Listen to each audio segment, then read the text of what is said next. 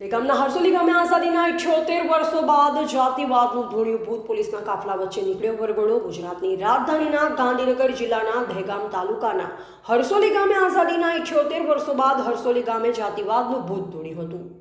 અનુસૂચિત જાતિના યુવકના લગ્ન પ્રસંગે ગામમાં વરઘોડો અને ડીજે સાઉન્ડ વગાડવા બાબતે કેટલાક રાજકીય સામાજિક માથાભારે તત્વોએ યુવકના પિતાને વરઘોડો કાઢવા બાબતે ધમકી આપવામાં આવતા યુવકના પિતા દિનેશભાઈ મકવાણાએ દહેગામ પોલીસ સ્ટેશને વરઘોડો કાઢવા બાબતે લેખિતમાં રજૂઆત કરતા તારીખ 22 ફેબ્રુઆરી 2026ના રોજ દહેગામ પોલીસ સ્ટેશનના પીએસઆઈ શ્રી ઝાલા અને ક્ષત્રિય સાહેબ કાફલા સાથે લગ્ન પ્રસંગે હરસોલી ગામે તૈનાત રહી યુવકનો વરઘોડો ડીજે તાલે કરવામાં આવેલ।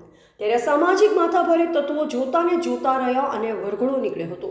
આજે પણ આઝાદીના 78 વર્ષે ભાજપ સરકારના શાસનકાળમાં અસામાજિક માથાભારે તત્વોના ત્રાસથી અનુસૂચિત જાતિના સમાજના પરિવારોને ભેદભાવ નીતિ અને અન્યાય અત્યાચારોથી ગભરાઈ પોલીસના સહારાથી મજબૂર થઈ લગ્ન પ્રસંગો કરવા પડે છે।